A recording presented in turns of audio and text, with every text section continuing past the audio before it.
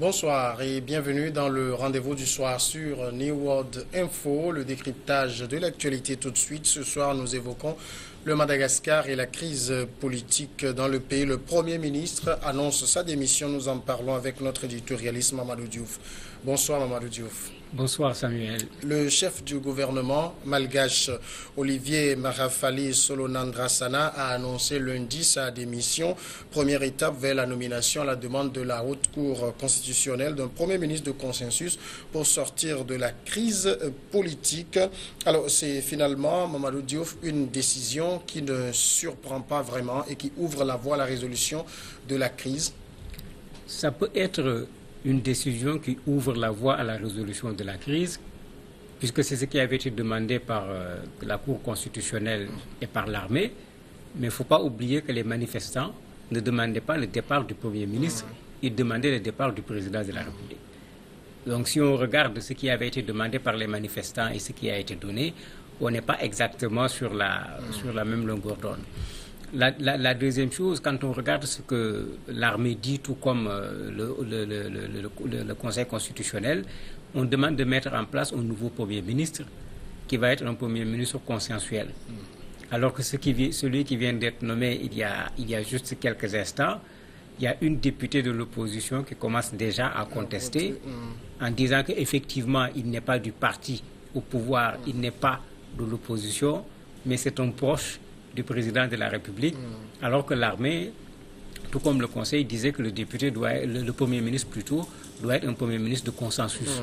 Si on commence à contester déjà la personne, on risque de se retrouver encore avec un problème qui n'est pas encore totalement réglé. Alors déjà sur cette décision de la Cour constitutionnelle de faire injonction aux partis en conflit de trouver une solution, les gens n'ont pas compris. Est-ce que c'est du rôle d'une Cour constitutionnelle de faire cesser ce genre d'appel? Je n'ai pas vu les textes pour voir les prérogatives de la Haute Cour constitutionnelle, mais généralement, la Haute Cour constitutionnelle est là pour regarder est-ce que les textes de loi qu'on vote à l'Assemblée ou bien un peu partout, les accords qu'on va signer sur le plan international, est-ce que c'est conforme à la Constitution ou pas. C'est des gens qui sont là plutôt pour faire un contrôle en termes de droit. Est-ce qu'ils ont cette prérogative? Je ne peux pas le dire, je n'ai pas vu les textes en la matière. Peut-être puisque le Madagascar est quand même un pays avec des crises à répétition. Et c'est là-bas peut-être que le président doit venir prêter serment en tant qu'une instance recevant le serment du président de la République.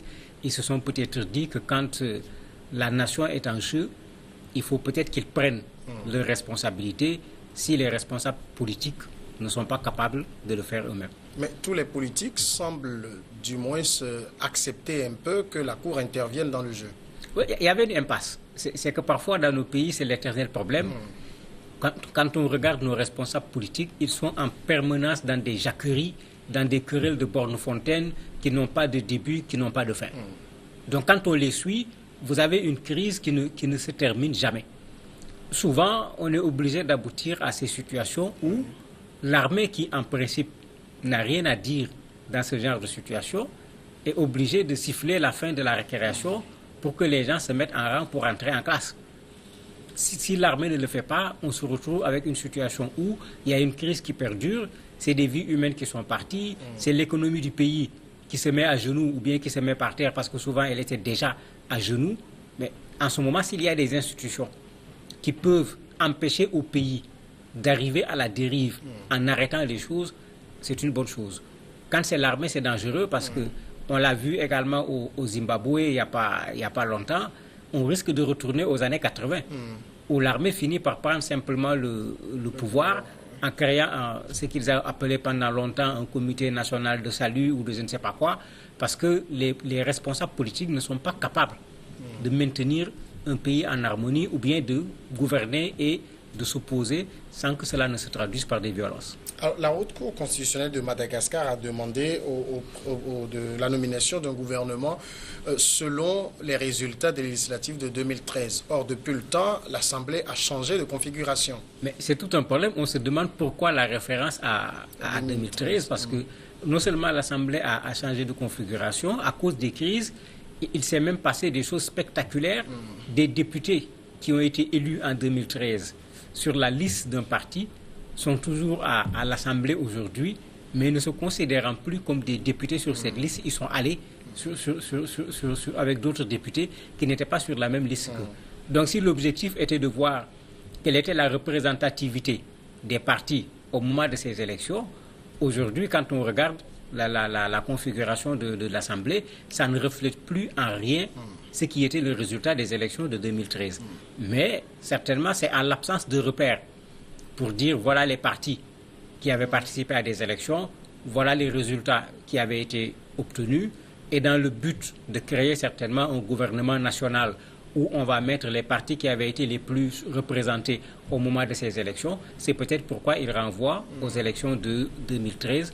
Mais en tout cas, la configuration de l'Assemblée d'aujourd'hui n'a plus rien à voir avec le résultat des élections de 2013. Mais en 2013, le HVM du président n'existait même pas et c'est le parti de Andra Joeline qui, avec la majorité, finalement, il réclame la nomination du Premier ministre. Oui, mais c'est différent. On est dans une situation où, à la limite, même si dans la déclaration, ils disent, l'armée en particulier, notre rôle, ce n'est pas de nommer un Premier ministre, ils sont en train d'imposer un Premier ministre. Quand ils disent un Premier ministre de consensus, qu'est-ce qu'il faut entendre? Est-ce que ça signifie qu'on va le prendre dans l'opposition? Est-ce que ça signifie qu'on va aller prendre quelqu'un qui est ni du pouvoir ni de l'opposition, comme le président vient de le faire avec celui qui vient d'être nommé? Le mot consensus ne règle pas le problème. Ou bien est-ce qu'on va leur demander de s'entendre sur la personne qui va être nommée comme étant Premier ministre? Comme j'ai dit, quand on est en situation de crise, malheureusement, dans nos pays, les partis ont tendance à faire perdurer inutilement une crise pendant des mois et on aboutit à une solution qu'on aurait pu avoir dès le premier jour de la crise si les gens avaient accepté d'être responsables dans leur prise de position. Et souvent, ça manque malheureusement. Mais est-ce que tout cela ne semble pas un peu contre le président Rajaonarimampian? Mais bien sûr, moi je me dis qu'un président qui est contesté, à la limite, il gagne un peu parce qu'on a fait partir un fusible au lieu de faire partir le président. Quand les gens manifestaient au départ, c'est quand les nouvelles lois électorales ont été proposées et on a considéré que les nouvelles lois favorisaient le président en exercice, en particulier cette campagne électorale très courte d'une semaine qui était proposée et que les gens contestaient fortement. Donc moi je me dis que le président est en train à la limite d'avoir un nouveau souffle parce qu'aujourd'hui on n'est plus braqué sur le président de la République, mais on est plutôt braqué sur le Premier ministre, alors que ce n'est pas le Premier ministre qui est à la base du problème qui se pose, c'est le président de la République lui-même. Alors, en disant par exemple que un nouveau gouvernement doit être formé au plus tard telle date, qu'est-ce que la Cour veut entendre par là? Sinon, je ferai quoi? En fait, il y a plusieurs choses. On est en année électorale. Il faut aller vers les élections présidentielles. Je me dis que les gens veulent mettre sur place rapidement quelque chose pour pouvoir permettre aux élections de se passer de la façon la plus apaisée possible. Et c'est les élections, en fait, qui vont être la véritable solution. Mais si on met en place un gouvernement qui commence à être contesté, les élections organisées par le gouvernement vont être contestées et après les élections, on ne sort pas de l'ornière, on reste toujours dans une situation de crise. Je me dis que c'est pourquoi ils se précipitent pour pouvoir mettre en place un gouvernement où tout le monde est là. On organise ensemble les élections. En ce moment, il y aura encore moins de chances qu'à la fin, qu'on puisse contester des élections dont on a participé à l'organisation. Alors, il y a l'armée qui est aussi entrée dans le jeu. Il y a la Haute Cour constitutionnelle qui est là. D'où viendra la solution? La solution va venir certainement de la Haute Cour parce que je me dis que l'armée, moi, j'aime pas les solutions militaires parce que on a vu avec Guy, on a vu au Niger, parfois quand l'armée arrive, après l'armée veut rester. Et quand c'est un militaire qui est là, la démocratie devient un problème parce que la démocratie ne se fait pas avec des armes, ça se fait avec autre chose. Donc je me dis que la solution passera certainement par le fait que l'opposition, tout comme le pouvoir, comprennent qu'ils ont tous le dos au mur, y compris le président de la République. Si les gens le comprennent et que chacun accepte de reculer, de lâcher du lest, on peut mettre en place un gouvernement qui va recevoir des gens venant de partis différents. Et ce gouvernement va avoir pour objectif d'organiser les prochaines élections et d'empêcher au pays de sombrer. Parce que sur le temps qui reste, il n'est pas possible de mettre en place un plan de développement ou quoi que ce soit. Il est clair que ce sera un gouvernement qui va être là pour organiser des élections qui, on l'espère, ne seront pas contestées. Je ne vois pas ce qu'un gouvernement mis en place au début du mois de juin peut faire. Alors qu'on est en année électorale, il faut organiser déjà les élections avant le mois de décembre. Dans le contexte actuel, est-ce que le président sortant peut être encore candidat? En tout cas, juridiquement, il peut l'être. Il ne s'est pas encore prononcé, bien que quand il a fait les réformes, les gens ont interprété les réformes comme un président qui veut être candidat, mais qui veut également aménager les textes pour qu'il puisse gagner facilement les élections à venir. Et puisqu'on ne l'a pas entendu dire « je ne suis pas candidat », moi je dis toujours que quand quelqu'un n'est pas candidat, ce n'est pas très compliqué. La personne dit clairement « je ne suis pas candidat ». Tant que la personne ne dit pas qu'elle n'est pas candidat, on suppose que la personne est intéressée, même si elle ne l'a pas encore déclaré. Mamadou Diouf, merci d'avoir répondu à nos questions. C'est moi qui vous remercie. Nous marquons maintenant la pause pour retrouver après l'invité de ce